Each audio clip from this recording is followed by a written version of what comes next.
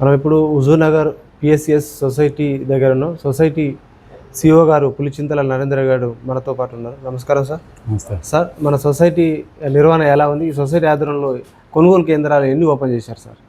ఒకటే కొనుగోలు కేంద్రం ఓపెన్ చేసినాం. మార్కెట్ యార్డు హుజూర్నగర్లో కొనుగోలు కేంద్రం ఓపెన్ చేసినాం. ఈరోజే మూసేసినాం. ఈరోజు అయితే మీరు ఈ కొనుగోలు కేంద్రం ఒకటి ఓపెన్ చేసినారు సార్. మరి ఎంత ధాన్యాన్ని సేకరించారు? మరి ఎంత ధాన్యం? 20,000 బస్తాలు అంటే 20,000 ఎన్ని క్వింటాలు వస్తుంది చూడు. 20,008 ఇంటూ 40 డివైడెడ్ బై 100. 20,008 40 కేజీల బస్తాలని సేకరణ చేసినాం. 128 మంది రైతులు. మీ కొనుగోలు కేంద్రాలు 8,003.4 క్వింటాలు. మీరు ఈ కొనుగోలు కేంద్రాలలో ఏ ధాన్యాన్ని సేకరణ చేస్తున్నారు? హెచ్ఎంటీలు, చింట్లు, ఓన్లీ సన్నధాన్యం. సన్న రకాలు. మద్దతు ధర ఎంత దానికి? 23,20 మద్దతు ధర, 500 రాష్ట్ర ప్రభుత్వం నుంచి బోనస్. ఈ మద్దతు ధరతో పాటు బోనస్ 500 వస్తుంది అంటున్నాం. మరి ఎప్పటి వరకు ఈ రైతు ఖాతాలో జమ అవుతున్నాయి పైసలు? ధాన్యం కొనుగోలుకు సంబంధించి 2,320 రూపాయలు మాత్రం 2-3 రోజుల్లో జమ చేస్తున్నాం. బోనస్ అనేది ఇంకొక 3 రోజుల్లో పడుతుంది. ఈ కొనుగోలు కేంద్రాల్లో నిర్వహణ ఎలా ఉంది? సౌకర్యాలు ఎలా? మార్కెట్ యార్డ్ కాబట్టి అన్ని సౌకర్యాలు ఉన్నాయి. ఐరన్ షెడ్లు వేసినారు, పాలయ్య వాటర్ ప్లాంట్ ఉంది, అందులోనే ఓఆర్ఎస్ ప్యాకెట్లు ఓఆర్ఎస్ ప్యాకెట్ ఇచ్చారు హెల్త్ డిపార్ట్మెంట్ వాళ్ళు. నీడ అంటే వాళ్ళే మార్కెట్ యార్డ్ వాళ్ళే టెంట్లు ఉన్నాయి కాబట్టి అవి షెడ్లు ఉన్నాయి కాబట్టి నీడ ఏర్పాటు చేసినాం. బాత్రూమ్స్ ఉన్నాయి, టాయిలెట్స్ అన్నీ ఉన్నాయి. వాటర్ ఏర్పాటు చేసినాం. అందులో వాటర్ ప్లాంట్ ఉంది, కూలింగ్ వాటర్. మార్కెట్ వాళ్ళ సహకారంతో అన్ని ఏర్పాటు చేయగలిగాం. మీరు ఈ కొనుగోలు కేంద్రాలలో అంటే టోకెన్ సిస్టమ్ పెట్టారా? పెట్టినాం. 128 మంది టోకెన్లు ఇచ్చినాం. 128 మంది ధాన్యం పోసారు. వాళ్ళకి ఆరిన వెంటనే కాంటాక్ట్ చేసి ఏడబ్ల్యూసి హుజూర్నగర్కి, మా శ్రీదేవి మిల్లుకి తరలించినాం. కొనుగోలు కేంద్రాలు సకాలంలో అంటే ఓపెన్ చేయకపోవడం వల్ల రైతులు వారి పండించిన ధాన్యాన్ని గారి కళ్ళాలలోనే దళారులు, మధ్యధరాలు, ప్రైవేటు వ్యక్తులకు అమ్ముకున్నారని తెలిసింది సార్. తక్కువ ధరకు అమ్ముకున్నట. ఈ సొసైటీ నిర్వహణ వాటి మీద ఏం చర్యలు చేపట్టలేదా? మనము రాష్ట్ర ప్రభుత్వం మనకి ఏదైతే మనకు పర్మిషన్ ఇస్తుందో ఆ రోజు నుంచి కొనుగోలు చేస్తాం. ఆ రోజు నుంచి మన దగ్గరకు వచ్చింది మాత్రమే మనం కొనుగోలు చేస్తాం. బయట వాళ్ళు దళారులకు అమ్ముకున్నా మనం చేయగలిగేది ఏం లేదు. మనమైతే అన్ని రకాలుగా సకాలంలో సెంటర్లు ఓపెన్ చేయడం వల్ల సకాలంలో ఓపెన్ చేసినాం, కానీ రైతులే సెంటర్లకు రాకుండా ప్రైవేట్ దళారులకు అమ్ముకుంటారు. ఆరబెట్టే ఓపిక లేక ఇంకోటి కావచ్చు. దానికి వేరే కారణాలు ఉంటాయి. లేదా బయట మార్కెట్ ట్రేడర్స్ ఎక్కువ రేటు పెరిగితే వాళ్ళు అట్టాన పోవచ్చు. మా కాడేంది, ఆరబెట్టాలి, తూర్పాలు పోయాలి, ఎఫ్ఏక్యూ నామ్స్ ప్రకారం గైడ్లైన్స్ పాటించాలి. ఇదంతా చేసేవాళ్ళు మా సెంటర్కి వస్తారు. లేని వాళ్ళు డైరెక్ట్ మిల్లర్కి అమ్ముకుంటారు. మీ మార్కెటింగ్ శాఖ ఆధ్వర్యం నుండి టార్పాలిన్లు కానీ ఇచ్చారు, తేమ యంత్రాలు కానీ, ఎలక్ట్రానిక్ పరికరాలు కానీ, ప్యాడీ క్లీనర్ ఎలాంటి మీకు సౌకర్యాలు ఎట్లా? అన్నీ మన హుజూర్నగర్ ఏఎంసీ వాళ్ళు అన్ని సౌకర్యాలు ఏర్పాటు చేసారు. మాకు 40 టార్పాలిన్లు ఇచ్చారు. ఒక 8 ఎలక్ట్రానిక్ వేమెంట్స్ ఇచ్చారు. ఈ క్యాలిపర్స్, సన్నధాన్యాన్ని కొలిచే క్యాలిపర్స్ అంటారు దాన్ని, ఆ క్యాలిపర్స్ ఇచ్చారు. మాచర్ మీటర్లో ఒక 6 ఇచ్చారు. అంటే సెంటర్లలో అక్కడక్కడ కొన్ని సెంటర్లలో హమాలీల ఛార్జీలు భిన్నంగా వసూలు చేస్తారని మా దృష్టికి వచ్చింది సార్. మరి అదేం లేదు, ఏడబ్ల్యూసీ ఉండే దాన్ని. కాకపోతే మాకు ప్రతి సంవత్సరం మిల్లులకు అలాట్ చేస్తుండే. మిల్లులల్లో ధాన్యం హమాలీ అనేది లేదు. ఇక్కడ కొనుగోలు సెంటర్లోనే హమాలీ ఉంటుంది. కానీ ఈ సంవత్సరం ఏడబ్ల్యూసీ వాళ్ళు వసూలు చేయడం అనేది కొద్దిగా ఇబ్బంది అయింది. తర్వాత డిఎం గారు ఏడబ్ల్యూసీ క్యాన్సిల్ చేసి మాకు శ్రీదేవి రైస్ మిల్ వేయడంతో ఆ సమస్య అక్కడితో పరిష్కారం అయిపోయింది. అంటే మీరు ధాన్య సేకరణ అయిపోయిన తర్వాత లోడింగ్ మిల్లులలో పంపుతారు, సకాలంలో లోడింగ్ కావట్లేదు అంటున్నారు. మరి అక్కడ కూడా మాకు ఈ హుజూర్నగర్లోనే అయితే టౌన్లో సమస్య లేదు. మాకు హుజూర్నగర్ ట్రాన్స్పోర్ట్ లారీ అసోసియేషన్ వాళ్ళు ఎప్పటికప్పుడు లారీలు వచ్చినాయి. ఏ రోజు కూడా డిలే లేకుండా ఆరబెట్టాలి.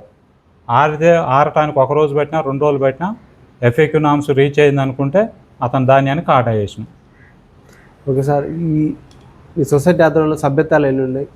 మా సొసైటీలో సభ్యతాలు 2,600 ఉన్నాయి సుమారుగా. ఎంతమందికి రైతు రుణమాఫీ జరిగింది? 390 మందికి రుణమాఫీ జరిగింది. ఇంకెంతమంది కాలేదు? ఇంకా 110 మందికి కావాలి. ఈ కాని వాళ్ళు ఆవేదన వ్యక్తం చేస్తున్నారు. అంటే అవును, అది రాష్ట్ర ప్రభుత్వం యొక్క. అయితే మీ సొసైటీ ఆధ్వర్యంలో ఎలాంటి నిర్ణయం తీసుకుని పై అధికారులకు ప్రభుత్వం దృష్టికి మీరు కాని వాళ్ళు పంపించారా? అయ్యే అవకాశం ఉందా? అసలు ఏ లిస్టు మేము పంపించాం. ఏ లిస్టు మన దగ్గర నుంచి మేము ఫిజికల్గా ఏ లిస్టు పంపించాం. రాష్ట్ర ప్రభుత్వం మాది కంప్యూటరైజ్డ్ కాబట్టి రాష్ట్ర సెంటర్ నుంచే మా సర్వర్ నుంచి వాళ్ళు డేటా సేకరించుకోరు. ఆ డేటా ప్రకారం మాకు 520 మందికి రుణమాఫీ రావాలనేది మా యొక్క రిపోర్ట్ చెప్తున్నాయి. మాకు 390 మందికి వచ్చినాయి. ఇంకా 110 మంది రైతులకు రావాలి. వీళ్ళంతా 2 లక్షల పైన ఉన్న వాళ్ళ సార్? వీళ్ళు 2 లక్షల పైన ఉన్న వాళ్ళే కొద్ది మంది ఉన్నారు, కానీ 2 లక్షల లోపు ఉన్న వాళ్ళు ఎక్కువ మంది ఉన్నారు. మరి వాళ్ళకి కావాలి కదా సార్? వాళ్ళు ఇక అది మనం చెప్పేది కాదు. రాష్ట్ర ప్రభుత్వం సొసైటీ రైతుల పక్షాన ఏం నిర్ణయం తీసుకోదా? మేము ప్రభుత్వాన్ని అడుగుతాం, కానీ రైతులు ఇప్పుడు నిర్ణయాత్మకంగా సొసైటీలే రైతుల కోసమే ఓపెన్ చేసిన సొసైటీ. అవును, ఇప్పుడు వచ్చిన 390 మందికి కానీ 500 మందికి మనం డేటా అనేది మా నుంచి వాళ్ళు అడగరు. రాష్ట్ర ప్రభుత్వం మా మొత్తం డేటా కూడా కంప్యూటరీకరణ ఉంది. హైదరాబాద్ రాష్ట్ర సెంటర్ సర్వర్ నుంచే వాళ్ళు సేకరించుకున్నారు కాబట్టి అక్కడి నుంచి వాళ్ళు తీసుకొని పంపిస్తున్నారు. ఈ సొసైటీ ఆధ్వర్యంలో ప్రధానమైన పంట వరి, వేరే పంట లేదు. అంటే ఈ రైతులు పండించిన ధాన్యాన్ని నిల్వ చేసుకోవడానికి ఎన్ని గోడౌన్లు నిర్మాణం, ఎంత కెపాసిటీ తోటి పనిచేస్తుంది? మా సొసైటీ ఆధ్వర్యంలో 1000 మెట్రిక్ టన్నుల గోదాన్ని నిర్మాణం చేసినాం. ప్రస్తుతానికైతే అది పూర్తయి అందుబాటులోకి వచ్చింది. ఈ సొసైటీలో ఎరువులు, విత్తనాలు, మా సొసైటీలో విత్తనాలు, ఎరువులు, పురుగు మందులు కూడా పెట్టి, పురుగు మందులతో పాటు పచ్చి రొట్ట, జిలుగు మీరు రైతులకు అవగాహన కల్పించి ఎలా పంపిణీ జరుగుతుంది సొసైటీకి? జీలుగులు అనేది ప్రతి సంవత్సరం పంపిణీ చేస్తున్నాం. ఇక రైతులు అంటే అది వ్యవసాయ శాఖ వాళ్ళ డిపార్ట్మెంట్ వాళ్ళు, మేము మా సభ్యులు ఎంతవరకు ఉన్నారో అంతమందికి మేము తెలియపరుస్తున్నాం. కమిటీ సమావేశం ఏర్పాటు చేసి ఆ సబ్సిడీ విత్తనాలు రాగానే కమిటీ సమావేశం ఏర్పాటు చేసి డైరెక్టర్ల ద్వారా రైతులకు చేరవేస్తున్నాం. మీ సొసైటీకి వెళ్ళి రైతులకు ఎలాంటి రుణాలు అందిస్తున్నారు? క్రాప్ లోన్లు, ఎల్టీ లోన్. క్రాప్ లోన్ అంటే పంట రుణాలు. ఎల్టీ లోన్లు అంటే పాడి గేదెలకి, గొర్రెల పెంపకానికి, మోటార్లకి, ట్రాక్టర్లకి వాటికి ఇస్తున్నాం. లాంగ్ టర్మ్ లోన్లు అంటే వేటికి ఇస్తున్నారు? ఎంత పరిమితి మేరకు ఇస్తున్నారు? లాంగ్ టర్మ్ లోన్లు అంటే 10 లక్షల వరకు ఇస్తాం.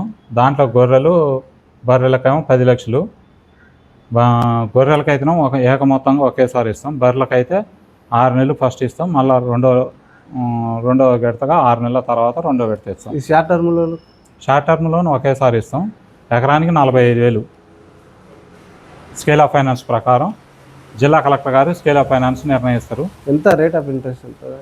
Rate of interest 7%. ఇన్ టైంలో కడితే 3% వాపస్ వస్తుంది, 4% రిపీట్ వస్తుంది. వస్తుంది.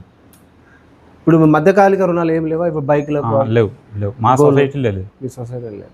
మేము పురుగు మందులు పెట్టినాం కాబట్టి అది స్టాఫ్ ఉన్న కాడికి సరిపోతుందని మధ్యకాలిక రుణాలు పెట్టలేదు. ఒక్క మేల్చెరువు సొసైటీ వాళ్ళు పెట్టారు. రైతులకు టార్పాలిన్లు కానీ పరికరాలు సకాలంలో మరి సొసైటీకి వెళ్ళి డిస్ట్రిబ్యూట్ జరుగుతుందా? అంటే మార్కెట్ వాళ్ళు మాకు ఇచ్చారు. అవి ఇవాళ సెంటర్ క్లోజ్ చేసిన వాడికి మళ్ళీ వాళ్ళకి రిటర్న్ చేస్తాం. హుజనార్ మార్కెట్ వాళ్ళకి. ఈ సొసైటీకి వెళ్ళి ఇప్పుడు ఎన్ని సమావేశాలు నిర్వహిస్తే ఏ సమస్యల్లో రైతులకు ఎలాంటి సూచనలు సలహాలు? అంటే పంట రుణాలు ఇచ్చేటప్పుడు కానీ, సబ్సిడీ లోన్లు వచ్చినప్పుడు కానీ సమావేశాలు ఏర్పాటు చేయడం జరుగుతుంది. ఇప్పుడు జనరల్ బాడీ మీటింగ్ జరుగుతుంటుంది. మార్చిలో జరిగింది. జనరల్ బాడీ మీటింగ్లో పాలకవర్గంతో పాటు రైతులు కూడా పాల్గొంటారు. రైతులకు పంట మార్పిడి విషయంలో కానీ, ఈ పెస్టిసైడ్ వాడకం తగ్గించడం విషయంలో కానీ మీ సొసైటీ ఎలాంటి సూచనలు సలహాలు ఇస్తుంది? పంట మార్పిడి గురించి మేము దాంట్లో వ్యవసాయ శాఖ వాళ్ళు వచ్చి ఇక్కడ సమావేశాలు నిర్వహిస్తుంటారు. రైతు సమావేశాలు.